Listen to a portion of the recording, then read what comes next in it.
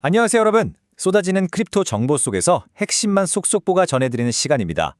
오늘은 기술적 성과와 시장의 현실 사이, 그야말로 기로에 서 있는 카르다노, 에이다에 대한 상반된 시각과 핵심 데이터들을 모아 오늘의 핫한 뉴스를 정리하겠습니다. 과연 어떤 일들이 벌어지고 있는지 바로 들어가 보시죠. 자, 오늘 우리가 함께 살펴볼 내용들입니다. 최신 크립토 뉴스 요약부터 시작해서 카르다노의 핵심 업그레이드, 애널리스트들의 비관론, 차트상의 돌파구, 그리고 비전 2030까지 군더더기 없이 핵심만 빠르게 짚고 넘어가겠습니다. 첫 번째 섹션, 오늘의 핫한 크립토 뉴스, 최신 데이터 요약입니다. 현재 카르다노를 둘러싼 상황을 한마디로 요약하면 극심한 대비라고 할 수 있습니다. 블록체인 네트워크 내부에서는 그 어느 때보다 활발하게 개발과 주요 업그레이드가 진행되고 있거든요. 그런데 시장의 반응은 너무나도 차갑습니다. 고점 대비 무려 92%나 가격이 하락하면서 애널리스트들의 짙은 회의론에 직면해 있죠. 저희는 철저하게 데이터에 기반해서 이 거대한 괴리가 왜 발생하고 있는지 객관적으로 풀어보겠습니다. 두 번째 섹션, 카르다노의 핵심 네트워크 업그레이드인 반 로썸 하드포크입니다. 개발 타임라인을 보면 진행 속도가 꽤 인상적입니다. 5월 8일에 프리뷰 테스트 네트워크가 프로토콜 V11로 하드포크된 것을 시작으로 16일 프로토스 비용 모델 비준, 21일 업그레이드 발효까지 아주 촘촘하게 일정이 짜여 있죠. 여기서 꼭 짚고 넘어가야 할 필수적인 포인트가 있습니다. 바로 노드 버전 12.0.1의 릴리스인데요. 생태계의 인프라를 운영하는 분들이 기존 10.7.1 버전에서 이 새로운 버전으로 반드시 업그레이드를 해야만 이번 하드포크의 경계를 안전하게 넘을 수 있다는 사실 꼭 기억하셔야 합니다. 지금 다루는 개선 제안들을 보면 복잡한 암호화폐 용어들이 좀 등장하는데요. 전혀 당황하실 필요 없습니다. 핵심만 짚어드릴게요. 배열 타입, 모듈러 거듭 제곱, 다중 스칼라 곱셈 같은 이 5가지 기능들은 한마디로 스마트 컨트랙트의 성능을 비약적으로 끌어올리기 위한 장치들입니다. 특히 영지식 증명 시스템 같은 고급 암호화 작업을 가능하게 해주죠. 결국 개발자들이 카르다노 위에서 훨씬 더 저렴하고 효율적으로 앱을 만들 수 있도록 아주 강력한 무기를 쥐어준 셈입니다.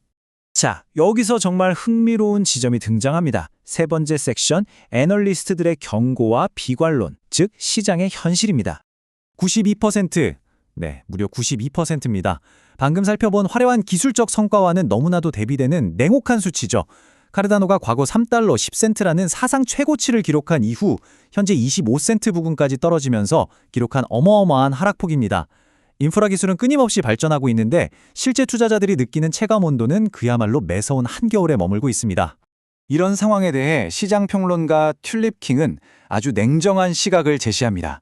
시가총액이 100억 달러가 넘는 카르다노나 XRP, 이더리움 같은 거대 자산들은 이미 몸집이 너무 무거워졌다는 거죠.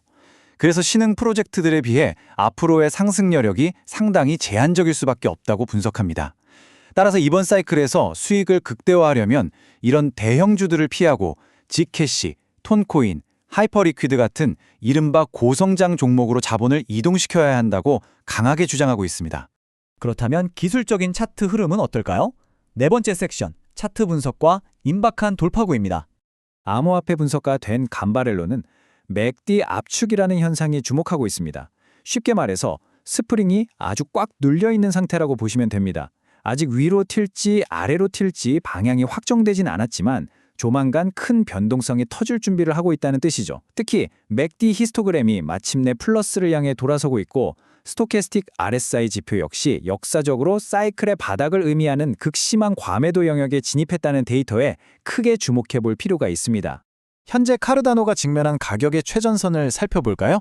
지금 20일 지수 이동평균선이 51선을 가로지르려는 아주 중요한 기로에 서 있습니다. 만약 여기서 단기적으로 상승 모멘텀을 잃게 되면 22센트에서 25센트 사이가 반드시 지켜내야 할 방어선이 됩니다. 반대로 상승세를 탄다면 1차 목표는 200일 이동평균선과 만나는 35센트가 되겠죠. 그리고 장기적인 관점에서 진정한 강세장으로 진입하기 위한 매크로 돌파구는 49센트에서 52센트 구간을 확실하게 넘어서야 한다고 차트는 말해주고 있습니다. 그리고 방금 보신 내용들은 카르다노의 궁극적인 목표와 아주 잘 이어집니다. 마지막 5번째 섹션, 비전 2030, 미래와 과제입니다. 이 압도적인 수치의 격차를 한번 비교해 볼까요?